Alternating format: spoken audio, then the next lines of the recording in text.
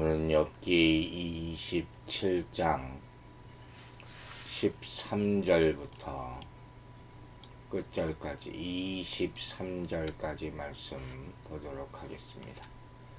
욥기 27장 13절부터입니다. 악인이 하나님께 얻을 분깃 포악자가 전능자에게서 받을 산업은 이것이라. 그의 자손은 번성하여도 칼을 위하며 그의 후손은 음식물로 배부르지 못할 것이며 그 남은 자들은 죽음의 병이 돌 때 묻히리니 그들의 과부들이 울지 못할 것이며 그가 비록 은을 티끌같이 쌓고 의복을 진흙같이 준비할지라도 그가 준비한 것을 의인이 입을 것이요 그의 의는 죄 없는 자가 차지할 것이며 그가 지은 집은 조매 집 같고 파수꾼의 초막 같을 것이며 부자로 누우려니와 다시는 그렇지 못할 것이요 눈을 뜬즉 아무것도 없으리라.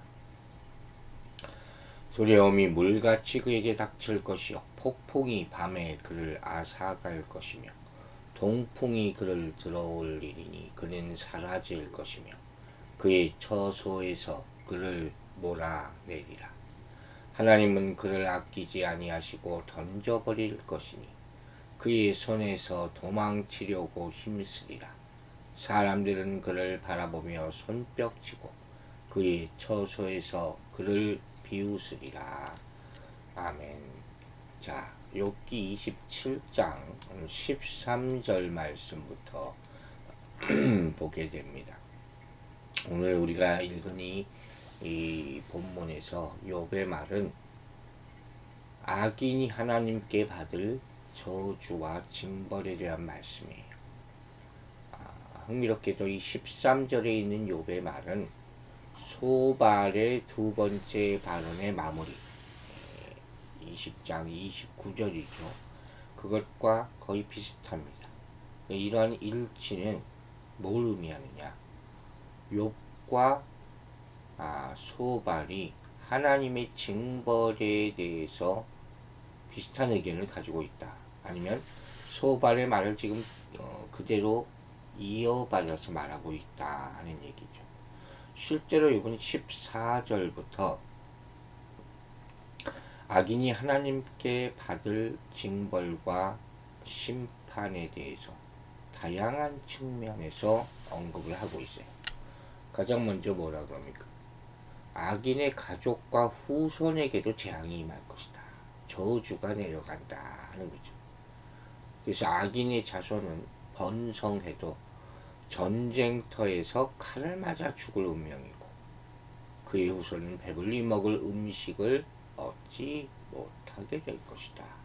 또 설령 살아남은 자가 있다 할지라도 전염병으로 죽어 매장되고 과부들은 기가 막혀서 울지도 못할 것이다. 이게 악인들을 향한 심판의 결과라 이렇게 말하는 거예요. 그래서 악인의 형통에 대해서 부러워하지 말라 하는 그 말이 담겨져 있는 거죠. 그들의 바람은 아침 안개와 같다 그랬어요. 악인의 바람은 자자손손 그 세력을 확장하고 더 견고해지겠죠. 그래서 자꾸 모으는 거죠. 그러나 결국 다 소멸될 것이다 하는 말씀이에요. 예수님은 이 땅에 오셔서 사탄의 나라가 결박당하는 것을 미리 보여주셨고 또 마지막에는 완전히 멸할 것입니다.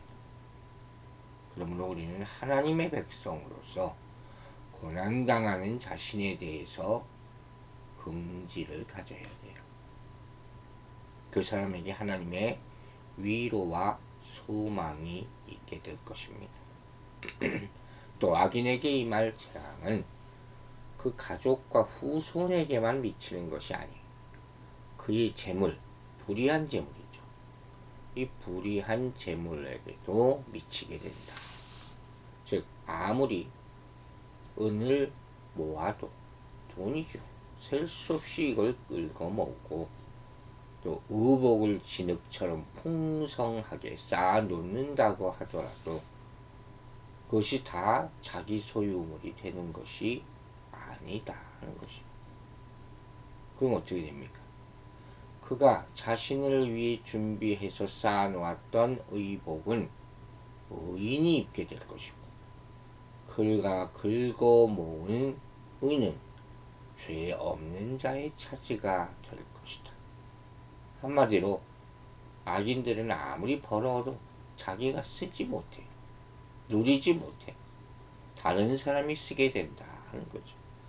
그러므로 부러워할 것 없다 하는 거예요.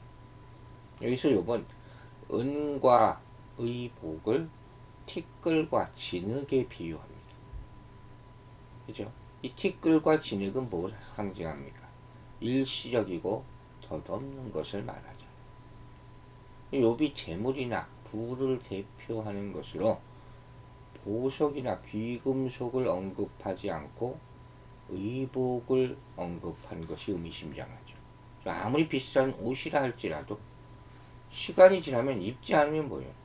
좀이나 곰팡이에 의해서 상하거나 썩게 마련이에요. 그 옷장에 이렇게 좀약 같은 걸 넣어두지 않습니다. 바로 그 얘기죠.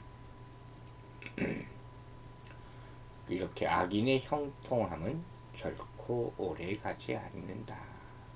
다 일시적인 것이고 덧없는 것이다. 또 욥은 악인이 공들여서 지은 집도 예를 듭니다. 아무리 알뜰하게 집을 지어도 거미줄처럼 사라지고 만다. 거미줄이 촘촘한 것 같아도 한번 손으로 쑥 치면 다 없어지죠. 또한 밭을 지키는 파수꾼의 초막과도 같다. 파수꾼의 초막은 임시적인 거예요. 기간이 지나면 쓸모없는 공간이에요. 수확기에 햇빛이나 비바람을 막기 위해 지은 임시 움막일 뿐이다.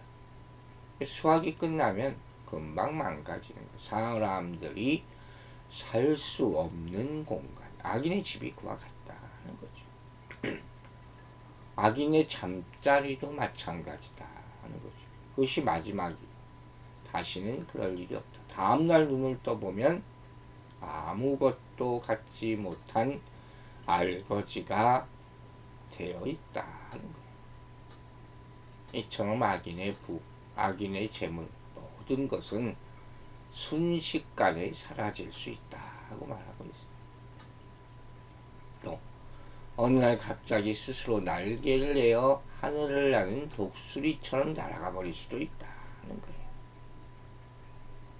거미줄이나 파수꾼의 초막처럼 잠깐 일정 기간만 좋아 보일 뿐이지 다 없어진다. 결국 그들의 영혼은 다 버림받게 된다는 결론이에요. 악인이든 의인이든 이 땅의 삶을 마치는 날이 있어요.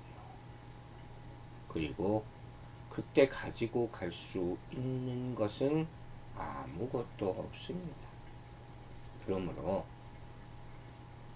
땅의 것에 마음을 쏟는다면 죽음 이후에도 모든 것을 빼앗길 악인으로 서 있게 될 줄 모른다는 생각을 해야 돼요. 깨달아야 된다. 그래서 우리는 일용할 양식에 감사하며 살아야 되는 거예요. 우리가 우리 미래를 계획하는 것은 이것과는 다른 거예요. 우리가 걱정하면서 축적하고 쌓아놓는 것보다 우리는 하나님이 주시는 만나를 기대하며 살아야 돼요. 취급한 이스라엘 백성을 매일 먹이듯이 하나님은 우리의 아버지시기 때문에 우리의 필요를 반드시 채우실 것을 믿으시기 바랍니다.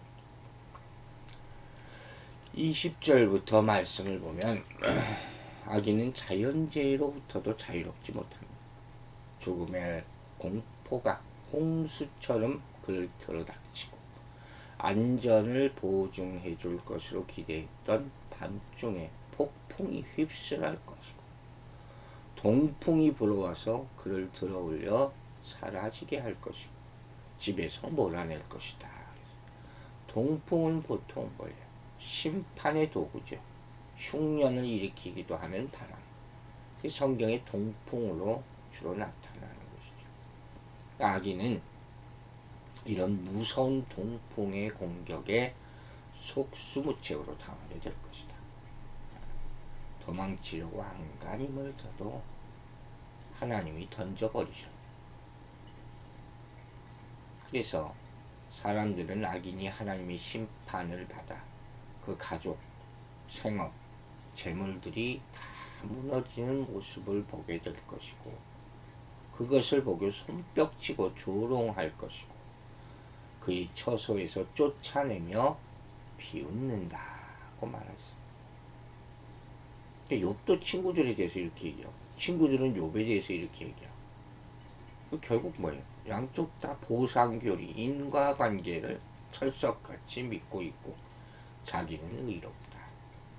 이렇게 말하는 것이죠. 중요한 차이점은 뭡니까? 욥과 친구들 사이.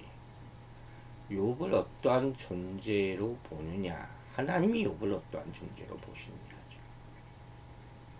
친구들은 끝까지 욥을 하나님이 악인에게 베푸시는 심판을 받은 자로 간주하는 거죠. 그래서 욥이 당하고 있는 재앙과 고통이야말로 그가 악한 자임에 틀림없음을 보여주는 증거가 된다. 이렇게 말하고 있는 거예요. 반면에 욥은 끝까지 자신을 의로운 자로 간주하는 것이죠. 그래서 악인이 받아야 할 징계는 자신에게는 해당되지 않는다. 오히려 정작 친구들이 대적이고 악인의 몫을 받아야 마땅한 자들이다. 이렇게 생각합니다. 여러분, 누가 과연 의인이고 누가 과연 악인이겠습니까? 여기까지 보면 다 똑같아요. 그죠? 그게 안타까운 거예요. 누군가 어려운 일을 당하면 우리가 그때 의인, 악인 그거 따질 때가 아니에요. 가깝건 가깝지 않건 간에 함께 안타까워하고 함께 슬퍼해야 되죠. 그게 그리스도인의 모습이 아닙니까? 그리스도인의 중요한 덕목 가운데 하나가 바로 즐거워하는 자와 함께 즐거워하고 우는 자와 함께 울라고 로마서 12장에서 얘기했어요. 이렇게 이제까지 우리가 악인이 당할 고통을 쭉 보지 않았습니까? 이것을 보면서 우리는 예수 그리스도로 말미암아 생명을 얻은 것, 이것이 얼마나 큰 은혜인지 모르겠다 하는 거예요. 그걸 깨달아야 돼요. 그 누구도 의인으로서 하나님 앞에 설 자는 없다 하는 것을 본문이 확인시켜 주는 거죠. 오로지 십자가 보혈로 하나님과 화평하게 되고 생명을 얻었어. 그래서 우리가 구원받은 것은 기적이에요. 은혜예요. 그래서 본문에서 욥이 친구들한테 말하는 것, 또 친구들이 욥을 다루는 그런 모습을 보면서 우리가 뭘 보는 거예요? 누군가 안 좋은 일이 생기면 오히려 내 의가 막 드러나는 것 같고 기쁨이 되는 그런 경우가 있단 말이에요. 그런 경우는 우리는 너무 많이 봐요. 특별히 정말 나쁜 사람일 경우도. 그렇죠? 예를 들어 아주 나쁜 정치가가 있어. 그런 독재자가 있어. 착취를 많이 해요. 그가 물러나게 돼요. 그럼 막 환호하는 군중들의 모습을 보게 되죠. 그 가운데 선이 있겠습니까? 본인들은 다 얼마나 선하겠습니까? 결국 다 똑같은 운명 앞에 처할 수 있다는 거예요. 스스로를 돌아봐야 되죠. 우리의 삶이 주변 사람들에게 기쁨이 되어야 한다. 이게 중요한 거예요. 어쨌든 욥의 이런 말씀을 보면 욥이 점점 미래를 보고 있다는 것을 알 수가 있어요. 특별히 악인의 고난과 선인의 고난은 결과가 다르다. 이 결론에 이르는 것이 중요하죠. 의인과 불의한 자는 죽음이 다릅니다. 그러므로 우리 할 일은 뭡니까? 고통 속에서도 의의를 재점검해 봐야 한다는 거죠. 그리고 그걸로 위로받는 거예요. 하나님이 의롭다 하신 것. 절대로 그것을 놓아서는 안 된다. 왜? 그것으로 우리는 영생을 바라보며 살 수 있기 때문이다 하는 말씀이에요. 무엇으로 여러분 행복합니까? 보이는 것이 아니라 그랬어요. 보이지 않는 것에 진정한 행복이 있는 겁니다. 여러분 안에 있는 것으로 말미암아 행복하고 보이는 것에 초연할 수 있어야지 진짜 행복할 수 있습니다. 멀리 보시기 바랍니다. 그 소망이 오늘의 고난을 이길 수가 있는 겁니다. 저도 가끔 눈이 아파서 눈을 감고 있는 시간들이 있습니다. 답답하지만 그 감고 있는 시간 동안에 하나님을 바라보게 됩니다. 그러면 그 인생에 소망이 있는 줄로 믿습니다. 고난을 이기는 여러분들 되시기를 주의 이름으로 축원합니다. 기도하겠습니다. 하나님 아버지 감사합니다. 내 인생에 열심히 쌓아놓은 것들 그게 뭐가 그리 크게 있습니까? 또 있다 한들 내가 하나님 앞에 갈 때 무슨 쓸모가 있겠습니까? 그것보다 하나님이 주신 것 그것이 소중한 것임을 깨닫는 이 아침이 되게 하심을 감사드립니다. 내가 아무리 가지고 있다 해도 평생 동안 쓰지 못하는 것이 어찌 내 것이라고 할 수가 있겠습니까? 그보다는 내가 남을 위해 쓰고 내 마음에 진정한 기쁨과 행복을 주는 것이야말로 참 내 것이요 하나님께서 주신 것인 줄로 믿습니다. 우리 남은 인생이 그 기쁨으로 충만하게 하여 주시옵소서. 우리 신앙들이 다 진보하기를 바랍니다. 머물러 있지 않고 천국을 향하여 점점 올라가는 신앙들 되게 하여 주시옵소서. 나라가 어지럽고 힘들어 보일 때 우리 믿음의 사람들은 더 중심을 지키고 하나님께 외면당하지 않도록 가까이 있는 사람부터 이 복음을 전하여 그들을 돌이킬 수 있는 기회로 삼게 하여 주시옵소서. 특별히 가족의 구원을 위하여 애쓰는 분들 있습니다. 그들의 기도를 들어주시고 영과 육을 다 함께 치료해 주시기를 간절히 구함을 말미암아 응답받는 하루 그 기적을 보는 하루가 되게 하여 주시옵소서. 감사드리며 예수 그리스도의 이름으로 기도했습니다. 아멘.